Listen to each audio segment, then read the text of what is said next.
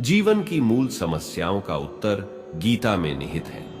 गीता अपने आप में ज्ञान का एक सागर ही है, जिसमें जितना गहरा और जिस दिशा में गोता हम लगाएंगे, उतने ही अधिक ज्ञान रहस्यों की हमें प्राप्ति होगी। श्री कृष्ण कहते हैं कि हे अर्जुन, विषयों अथवा कामनाओं के बारे में लगातार सोचते रहने से मनुष्य के मन में उस वस्तु के प्रति आसक्ति उत्पन्न हो ही जाती है। आसक्ति से कामना और तृष्णा अर्थात उस वस्तु को पाने की इच्छा उत्पन्न हो जाती है। किसी भी कारण से यदि कामना पूर्ति नहीं हो पाए तो क्रोध उत्पन्न होता है।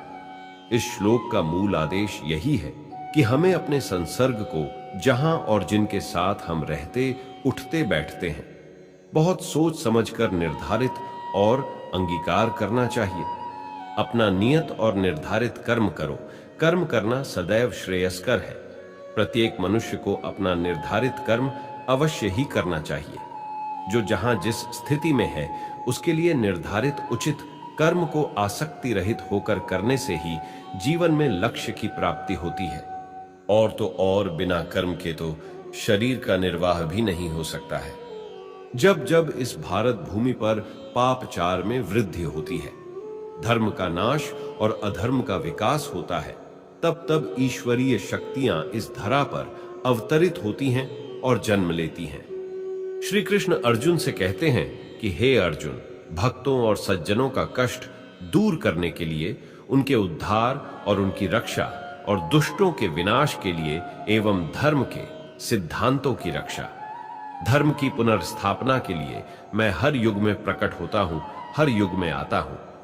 श्री कृष्ण कहते हैं कि हे अर्जुन, इस संसार में सभी कर्म प्रकृति के गुणों द्वारा किए जाते हैं, लेकिन अहंकार के प्रभाव से मोहित अंतःकरण वाला मनुष्य यह कार्य उसके द्वारा किया गया है। मैं ही करता हूं ऐसा मान लेता है। ऐसे लोग एक प्रकार के अज्ञानता के शिकार हैं। हमारे शरीर की रचना प्रकृति द्वारा की गई है, अतः हमारे कर्म किसी न किसी प्रकार से प्रकृति से प्रभावित जरूर होते हैं। अहंकार वश कार्य का श्रेय लेना ही अज्ञानी व्यक्ति का लक्षण है। श्री कृष्ण कहते हैं कि हे अर्जुन, कार्य को जय या पराजय की सभी आसक्तियों से मुक्त होकर करो। कार्य की सफलता और विफलता, कार्य की सिद्धि और असिद्धि, दोनों ही स्थितियों में संभव में रहना ही समत्व योग है। अर्जुन को प्रेरित करने के लिए श्री कृष्ण उनसे कहते हैं कि हे अर्जुन, इस जगत को उत्पन्न करने वाला पिता और इसकी जन्मदात्री माता स्वयं मैं ही हूं। इस संसार में जानने योग्य सबसे पवित्र और ओंकार तथा ऋग्वेद, सामवेद एवं यजुर्वेद सब कुछ मैं ही हूं। श्री कृष्ण कहते हैं कि मैं ही ताप प्रदान करने वाला हूं। बारिश का कारण भी मैं ही हूं। अपनी प्रखर रश्मियों से सबको तपाता हूं। वहीं अपनी कुछ किरणों से वर्षा करता हूं, फिर अपनी रश्मियों से जल का शोषण और समय आने पर वृष्टि देता हूं। अमृत्व और मृत्यु मैं ही हूं। आत्मा और पदार्थ सब मुझ में ही हैं। श्री कृष्ण अर्जुन से कहते हैं कि हे अर्जुन, सभी धर्मों का आश्रय छोड़कर तुम मेरी शरण में आ जाओ। मैं तुम्हें सभी पापों से मुक्त करूंगा, इसलिए चिंता मत करो। जो भी व्यक्ति पूर्ण समर्पण से प्रभु का आश्रय ग्रहण करता है, ईश्वर उसकी जरूरतों का ध्यान स्वयं रखते हैं। श्री कृष्ण कहते हैं, हे पार्थ, मैं अजन्मा हूं, अविनाशी हूं, इस संसार के सभी जीवों का स्वामी हूं। मेरा कभी भी अंत नहीं हो सकता है। इस पूरे संसार का संरक्षक मैं ही हूं। यह सृष्टि मुझसे ही संचालित होती है, तो भी अपने दिव्य रूप में योग माया से इस धरती पर हर युग में जगत कल्याण हेतु अवतरित होता हूं। जो मनुष्य अनन्य भाव से मेरा चिंतन करते हुए मेरी आराधना करते हैं, मेरी पूजा करते हैं, ऐसी भक्ति में लीन मनुष्यों के सभी आवश्यकता एवं आश्रय की पूर्ति मैं करता हूं। जो भी उनके पास है उसकी रक्षा भी मैं ही करता हूं। श्री कृष्ण कहते हैं कि हे अर्जुन, जो मनुष्य बिना फल की चिंता किए हुए अपने दायित्वों को पूरा करता है, अर्थात जिसके अंदर परिणाम की आसक्ति नहीं होता है, वही मनुष्य योगी है। केवल अग्नि का त्याग करने वाला ही सन्यासी या योगी नहीं है। फल की चिंता से रहित, परिणाम से अनासक्त होकर कर्म करने वाला व्यक्ति ही वास्तव में योगी है। प्रत्येक मनुष्य को प्रकृति द्वारा अर्जित गुणों के अधीन होकर कार्य करना ही पड़ता है। इसलिए कोई भी क्षण मात्र भी बिना कार्य किए नहीं रह सकता है। श्री कृष्ण कहते हैं, यह संपूर्ण जगत उनके विराट रूप के अधीन है और श्री कृष्ण की इच्छा से ही इस संसार का सृजन और विनाश होता है। श्री कृष्ण कहते हैं कि मैं इस सारी प्रकृति को वश में करके बार बार सृष्टि करता हूं और यहां सभी प्राणियों को कर्मानुसार जन्म देता हूं।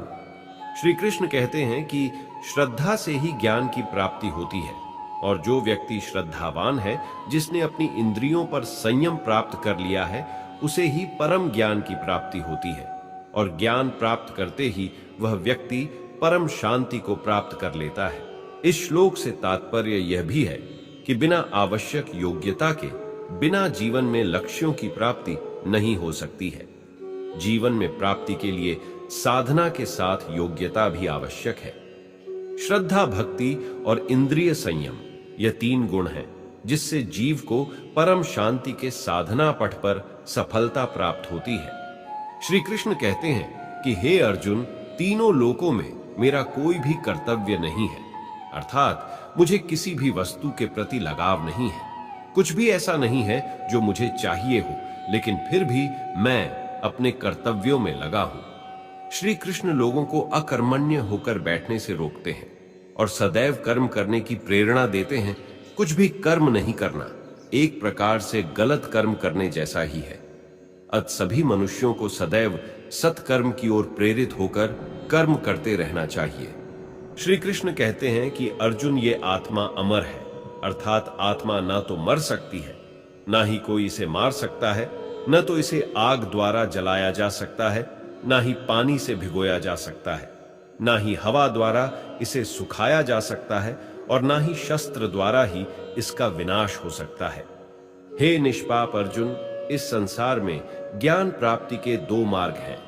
पहला ज्ञानियों और चिंतनशील प्राणियों के लिए ज्ञान योग और दूसरा मार्ग है कर्म योग का। कर्म योग ऐसे प्राणियों के लिए है जिन्हें कर्म में रुचि है। श्रेष्ठ एवं महापुरुष जो आचरण करते हैं, जैसा जैसा आचरण करते हैं, सामान्य मनुष्य भी उसी आचरण का अनुकरण करते हैं। समाज या परिवार के बड़े लोग श्रेष्ठ लोग जैसा उदाहरण प्रस्तुत करते हैं, अन्य सभी जन उनका अनुसरण करते हैं। इसलिए परिवार, समाज और देश के बड़े लोगों को हमेशा अपने आचरण और कार्य व्यवहार का ध्यान रखना चाहिए। जीवन की मूल समस्याओं का उत्तर गीता में निहित है। गीता अपने आप में ज्ञान का एक सागर ही है, जिसमें जितना गहरा और जिस दिशा में गोता हम लगाएंगे, उतने ही अधिक ज्ञान रहस्यों की हमें प्राप्ति होगी।